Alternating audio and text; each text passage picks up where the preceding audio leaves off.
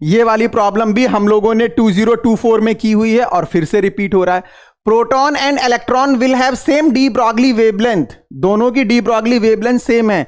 Then the ratio of their momentum, अरे भैया momentum lambda equal to H upon P, तो P equal to हो जाएगा H upon lambda, और H constant और लैम्डा भी सेम है, तो रेशियो हो जाएगा 1/1, 1:1 आएगा आंसर। ऑप्शन नंबर ए पर क्लिक करो और तुरंत जल्दी से एडवांस की तैयारी करने के लिए रेडी हो जाओ। चलो भैया नेक्स्ट, इसमें देखिए जरा, ये फिर से एक problem. The work function of aluminium and gold are 4.1 electron volt and 5.1 electron volt. आपको वर्क फंक्शन दे रखा है ये, ठीक है ना, एल्यूमिनियम का और गोल्ड का। The ratio of the slope of stopping potential versus frequency plot for gold that of aluminium is. भैया आपको स्लोप का रेशियो बताना है गोल्ड और एल्यूमिनियम के लिए। यार एक बात बताओ जरा, जब हमने स्टॉपिंग पोटेंशियल और फ्रीक्वेंसी में ग्राफ ड्रॉ किया था, कर देता हूं वैसे, मैंने आपको करके बता रखा है, ये फ्रीक्वेंसी और ये स्टॉपिंग पोटेंशियल मेरे बच्चों ग्राफ ये आता है, और इसका जो स्लोप होता है ना, स्लोप वो होता है h अपॉन ई। तो h भी कांस्टेंट और e भी कांस्टेंट, तो भैया चाहे गोल्ड ले लो, चाहे सिल्वर ले लो, चाहे एल्यूमिनियम ले लो, जो मन करे वो ले लो यार, स्लोप नहीं बदलेगा, स्लोप h अपॉन ई ही है। तो इसका रेशियो जो बनेगा वो 1 बनेगा, 1:1। इस पर क्लिक करते और एडवांस की तरफ देखने लगते। चलिए भैया नेक्स्ट क्वेश्चन, नेक्स्ट क्वेश्चन भाई देखो, ये वाला क्वेश्चन भी 2024 में कराया है मैंने। मैं आपको जो है वो डिसेंडिंग ऑर्डर में लेकर चल रहा हूं, 2024 कराया, फिर 2023 कराया, फिर 2022 कराऊंगा मैं। इससे आपको पता चलता रहेगा कि जो क्वेश्चंस आ रहे हैं वो प्रीवियस ईयर के हैं या नहीं है। आप देख सकते हो यार कितना इंपॉर्टेंट रोल प्ले कर रहा है ये। The kinetic energy of an electron, alpha particle and proton are given 4k, 2k and k, तीनों की काइनेटिक एनर्जी गिवन है भाई। The de Broglie wavelength associated with electron, alpha particle and proton, थोड़ा सा ऑर्डर बदल रखा है, order को आप लोग ध्यान में रखना। तो भाई लैम्डा इक्वल टू होता है क्या, लैम्डा इक्वल टू होता है आपका h अपॉन √2km, √2km। अब आप अगर यहां पर समझने की कोशिश करें, सभी की काइनेटिक एनर्जी भी दे रखी है, तो आप देखिए जरा, लैम्डा जो है आपका, lambda inversely proportional to √km। Mass भी तो अलग अलग होगा ना, मास भी अलग अलग होगा। चलिए आइए अब हम लोग इसको कैलकुलेट कर लेते हैं कि किसका डी ब्रॉगली वेवलेंथ सबसे ज्यादा होगा। तो देखो इलेक्ट्रॉन का मास तो बहुत कम होता है, तो मास का कॉन्सेप्ट इलेक्ट्रॉन पर जो होगा, और अगर हम काइनेटिक एनर्जी को देखें इलेक्ट्रॉन की, तो इलेक्ट्रॉन की काइनेटिक एनर्जी कितनी है, 4k। तो अगर हम देखें यहां पर, तो जो लैम्डा होगा मेरा, लैम्डा यहां पर इलेक्ट्रॉन के लिए कितना आ जाएगा, चलो कांस्टेंट के टर्म में लिख लेते हैं, 1 अपॉन काइनेटिक एनर्जी मैंने 4k लिया, और मास जो है मैंने me लिया। अब अगर मैं प्रोटॉन की बात करूंगा, या अल्फा ले लेता हूं, चलो lambda alpha 1 upon kinetic energy कितनी है इसकी, 2k, और मास कितना होता है, 4 times of mass of proton, 4 times of mass of proton. इसी तरीके से लैम्डा प्रोटॉन अगर मैं कंसीडर करता हूं, तो 1 अपॉन, लॉजिक को समझो जरा, h सभी के साथ आएगा, h को मैं हटा रहा हूं, जो फैक्टर है उसी को देख रहा हूं मैं, कितना हो जाएगा ये काइनेटिक एनर्जी, काइनेटिक एनर्जी कितनी दे रखी है इसकी, k, काइनेटिक एनर्जी k, और मास हो गया इसका m। यहां पर इलेक्ट्रॉन का मास ले रखा है। आपको पता है कि जो प्रोटॉन का मास होता है, प्रोटॉन का मास मच ग्रेटर देन होता है मास ऑफ इलेक्ट्रॉन से, मच ग्रेटर देन होता है।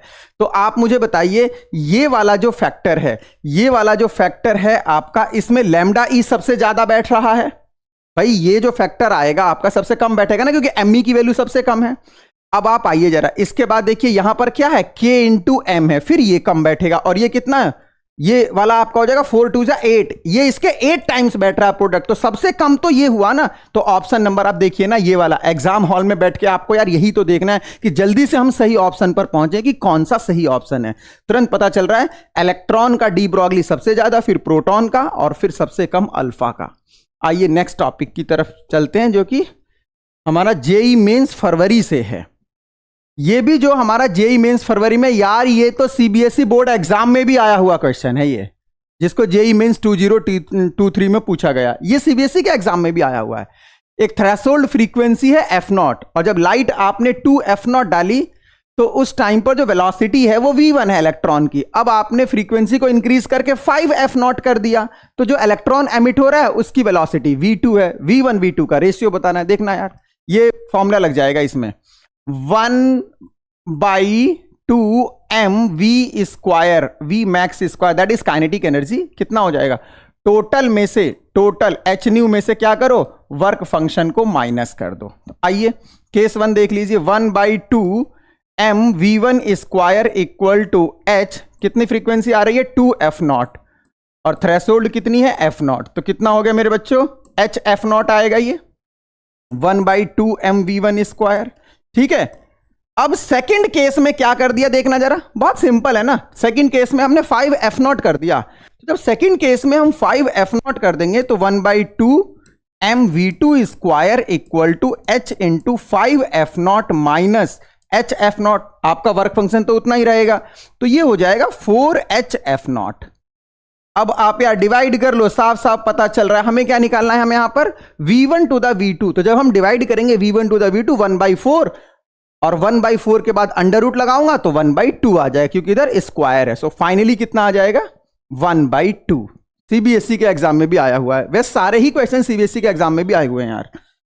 देखिए चलो इस वाले प्रॉब्लम को देखिए जरा, इसमें क्या बोला गया है, a proton moving with 1/10 of velocity of light has a certain D Broglie wavelength of lambda, lambda है भाई प्रोटॉन की, an alpha particle having same kinetic energy, sorry having certain kinetic energy have the same de Broglie wavelength। भैया de Broglie wavelength alpha की भी same है। the ratio of kinetic energy of proton and that of alpha, देखना जरा इसमें क्या है भाई, lambda equal to h upon under root 2km।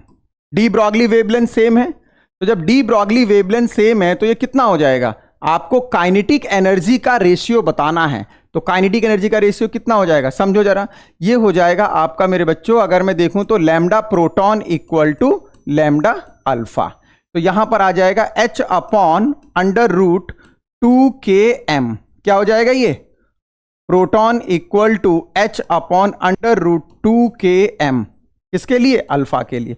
Solve कर दो यार, बहुत सिंपल हो गया ये, कितना हो जाएगा ये हो जाएगा आपका k alpha upon k proton equal to m proton upon m alpha. हमें रेशियो किसका बताना है, हमें प्रोटॉन टू द अल्फा बताना है। चलो कोई बात नहीं, लास्ट में अपोजिट कर देंगे, तो प्रोटॉन का मास m, अल्फा का मास 4m, तो ये आ रहा है 1/4 किसका, अल्फा टू द प्रोटॉन, तो प्रोटॉन टू द अल्फा कितना हो जाएगा 1 रेशियो देखो कितना हो जाएगा, ये 1/4 है तो वो कितना हो जाएगा 4/1।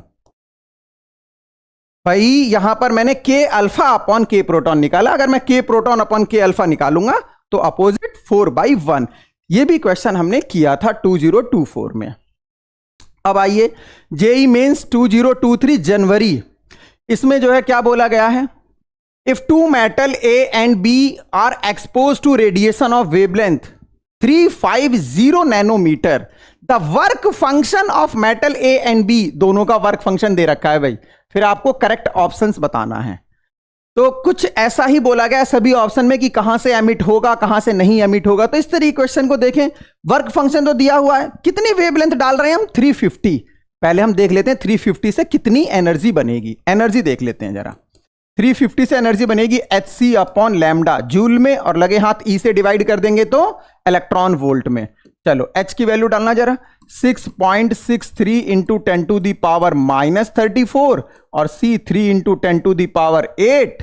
इसी तरीके से लैम्डा कितना है 350 नैनोमीटर 10 टू दी पावर -9, और e 1.6 into 10 to the power -19। ठीक है, जब आप इसको सॉल्व करेंगे तो एक रफ आइडिया आपको मिल जाएगा। चलो मैं बताता हूं कैसे सॉल्व करते हैं, इसको देख लेते हैं। सबसे पहले हम लोग पावर बैलेंस कर लेते हैं, जब आप इसको सॉल्व करेंगे तो आपको एक आइडिया लग जाएगा, इसका जो आंसर आएगा वो आंसर आएगा 3 से ज्यादा आएगा और 4 से कम आएगा। मतलब मैं ये कहना चाहता हूं, चलो देखो इधर लॉजिक जो है मैं ये बताने की कोशिश कर रहा हूं मेरे बच्चों। ये हो गया 6.63 इंटू 3 अपॉन कितना 350 इंटू 1.6 और पावर को बैलेंस करिए। ये हो जाएगा, पावर को जब आप बैलेंस करेंगे तो -9 और -19 -28 ऊपर जाएगा तो 36 10 टू द पावर 2।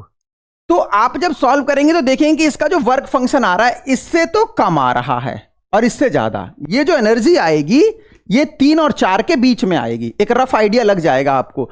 तो देखो इस केस में क्या होगा, 2.2 इलेक्ट्रॉन वोल्ट से तो ज्यादा होगा लेकिन 4 से कम आएगी एनर्जी है, तो यहां से तो एमिट नहीं होगा, ए से बी से एमिट होगा ना। आप इसको कैलकुलेट करके आसानी से निकाल सकते हैं, एग्जैक्ट वैल्यू नहीं निकालनी है। जैसे ही आपको रफ आइडिया लग जाए कि हाँ भाई कितना है, 3 के आसपास आ रहा है तो यार 2 से ज्यादा है 4 से कम है। एग्जैक्ट वैल्यू तब निकालनी है जब ये बहुत ज्यादा क्लोज होते तो देखते कि कहां से एमिट हो रहा है कहां से एमिट नहीं हो रहा है। तो आइए जरा देखते हैं हम, ये जो होगा ए से एमिट नहीं होगा लेकिन बी से हो जाएगा। ऐसा ऑप्शन जो है वो कहां पर आपको देखने को मिल रहा है, ऑप्शन नंबर सी में क्या बोला गया है, metal A will not emit, यही ऑप्शन सही होता।